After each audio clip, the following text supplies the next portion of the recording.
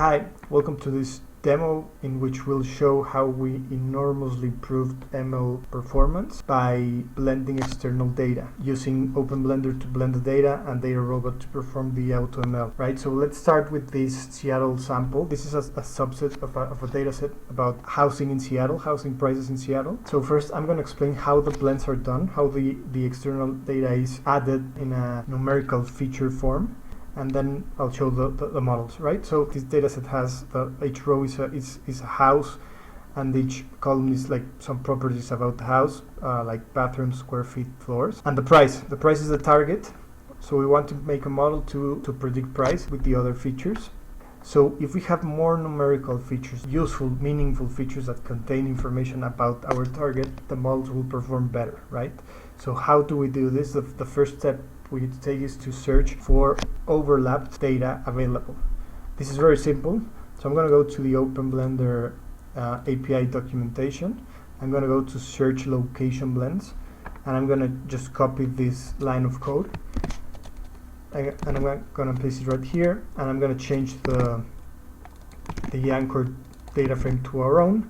So what we're saying is search and fetch me the intersected data filtered by this Seattle keyword. So there's a lot of data, Seattle land use permit, Seattle building permit, water fountains in Seattle, public restrooms in Seattle, football fields, play areas, basketball courts, private schools, picnic tables, etc. So let's take a look at one of these data sets. Up until now, we only searched for data, right? So we haven't done anything else.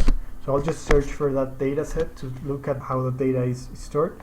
So in OpenBlender, all of the data is stored in a tidy format. So all of the rows are observations, in this case picnic tables, and all of the columns are features. So each picnic table has a lot of properties. And this is a sample of the locations of where those picnic tables are located.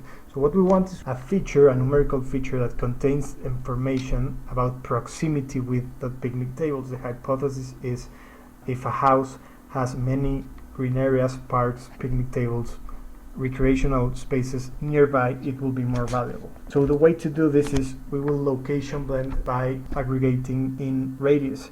So the green spot would be the houses and the white spots would be the picnic tables, and we just have to decide what the radius will be to count all the nearby observations.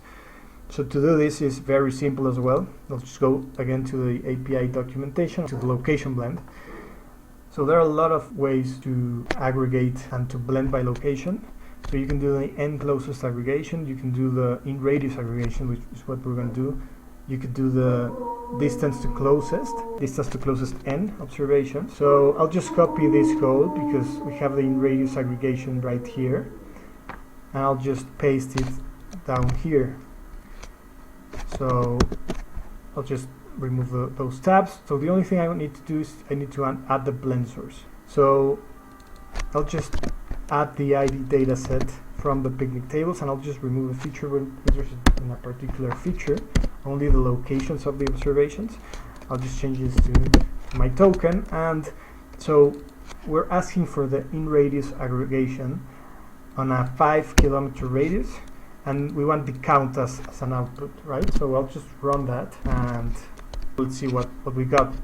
Okay, so we got our exact same data set, but with one additional numerical column about picnic tables count in a 5 kilometer radius. Of course, we could keep on adding features by changing parameters like a 10 kilometer radius and so forth. So the objective of this very atomic sample is to understand how transparent the features that are added actually are. We consider very important for the user to understand exactly where a feature comes from and what it means. But once this is solved, then the important or more interesting part is the iterative nature of the API, because not only can you iterate on a range of radiuses or outputs or blend types, but also in a very vast variety of ready for blending datasets. So this is exactly what we did in this example. We started off with the Seattle dataset, which was 20,000 observations, and it had a lot of features from each house, like grade, view, waterfront, floors, square feet, parking lot, square feet, living, bathrooms, bedrooms, a lot of columns.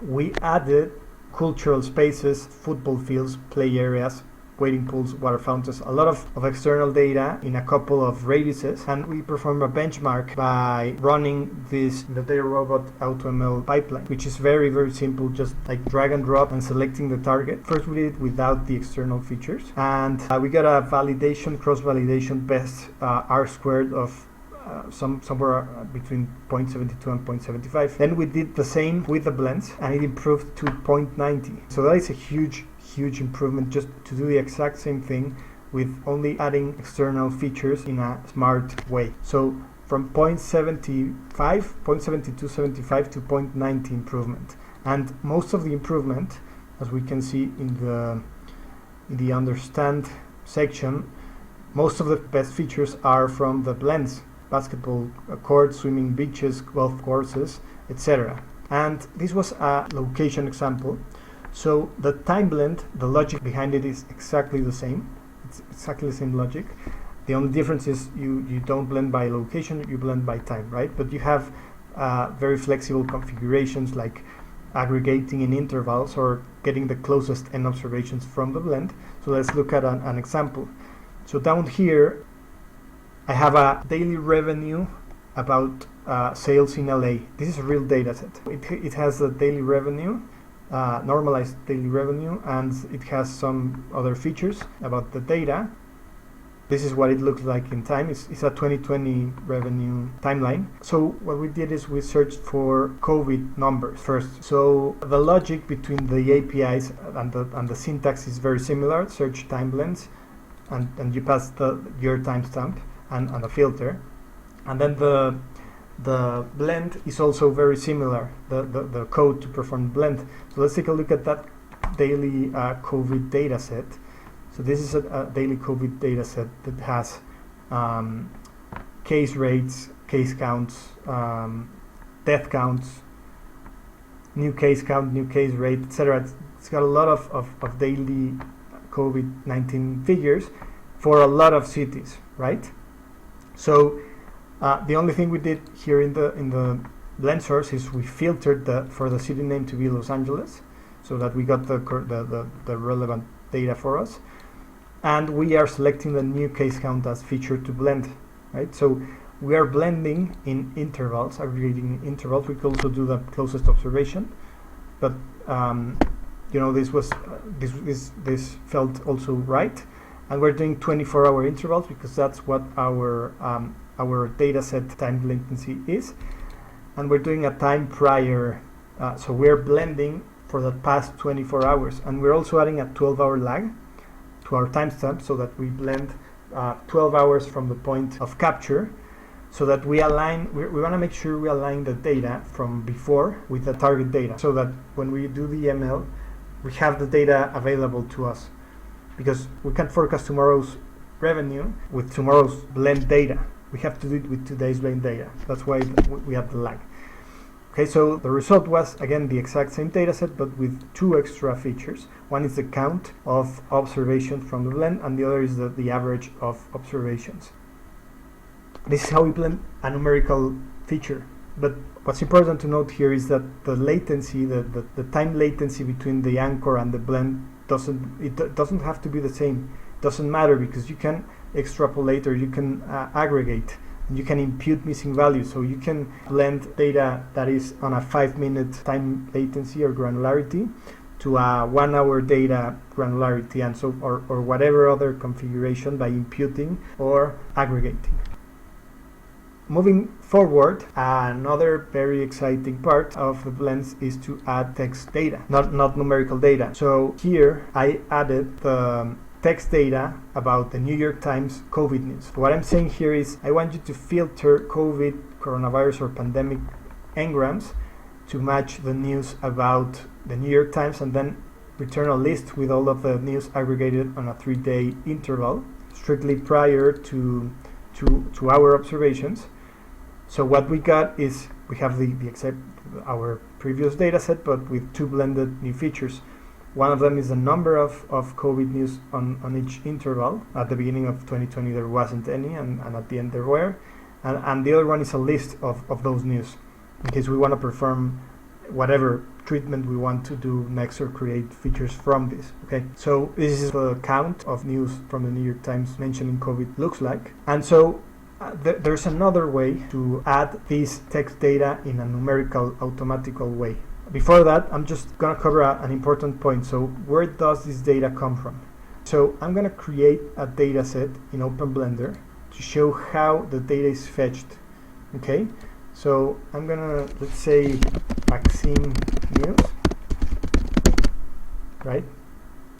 Let's create a vaccine news data set. I'm just gonna keep the timestamp and add a text column, and I'll just create it, right? So I'm creating an empty data set with just two features, the timestamp to use as key to blend, and the text. So every data set has a source tab. You can add data by dragging CSVs or pushing with the API, but there's also an exciting and very useful tab about the source script. So this is a script that can run and fetch the data and insert it to the data set, right? So it contains several pieces of code, like examples like SQL collections, API calls, web scraping, Twitter calls, Google News search. These are just like examples to get the user started. And at the end we have the insert code, the actual insert code. So I'm gonna just uncomment the Google News search bit, and I'm just gonna change the text to vaccines, right? So this is the exact same thing as searching on Google News with a keyword vaccines. We will get all the news that have to do or contain the word, okay? And I'll just change the insert code, and I'll just add it to the loop so that it will insert it will insert the news on the for loop that fetches the vaccines. I'll just add the text to the text bit and the timestamp to the timestamp bit so that we will get the correct text and timestamp for each news, and then I'll just run it. So the first time when it's empty, it will try to populate with all of the news that it can fetch. So right now it is fetching the news and inserting them. If we go to explore, we can see that it already started to insert some observations, and these are all headlines from news about vaccines, and these are their timestamps, right?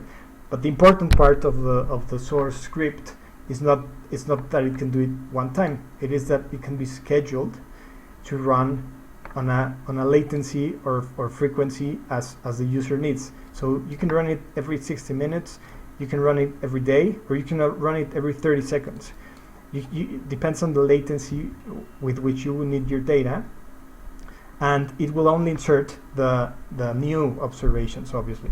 Right? So this is how all of the data in OpenBlender is auto-sufficient. Every data set takes care of itself. You just create the source pool code, and then you schedule it, and then you don't worry about it anymore. If there's any problem, you get a notification, and you can go and see if there was a problem, but in general, this is as far as you have to go to get the data, right? So moving on, once I have the data, the text data, there is a useful way to convert it into numbers by vectorizing and tokenizing all of this information. So I'm gonna show it instead of explaining it. So I'm gonna create a text vectorizer. I'm gonna search for the vaccine news we just created. We only have one feature, text, and I'll just create it, right? So this is a vaccine vectorizer. I'll just leave these as they are, just to show the example. But what we're doing is we're creating n-grams with range 1 to 2, 1 word or 2 words maximum, and those n-grams become features, numerical features. Those numerical features are turned on if the token is mentioned in the news, vaccine doses, or COVID vaccine, or Johnson, right? So this became numerical features out of news, and these vectorizers can be used exactly as if they were a data set. So returning to our daily revenue example, the vectorizer, all we have to do is add the ID text vectorizer to the blend source, and then the same logic applies to everything else, right? So in this case, this vectorizer is about Bloomberg News. So I vectorize the Bloomberg News and then add it on a 24-hour day interval. So the resulting data set from that blend is our previous created data set with our previous created columns and almost 5,000 new numerical features from tokens, depending on if they were mentioned or not on those intervals. So these are numerical variables, potentially very meaningful variables that can be ready to be uploaded or connected to the ML pipeline. These don't need any further treatment. So we did a benchmark on these two, on DataRobot. We uploaded the LA revenue data without the blends, and our best score was 10.02, and we did it with the blends, and the best symmetric mean improved to 6.8. So that was a huge, that's more than 30% improvement just by adding all of this data. And we added COVID numbers, we added employment and unemployment numbers in LA, we added Google mobility numbers, we added text features, and there's an infinity of new possibilities to try, but we went for like the usual suspects, and we improved the model from 10.02 to 6.89. So hopefully you understood the value of the new features and the potential we have to add features to our models and improve them. And thanks very much for watching.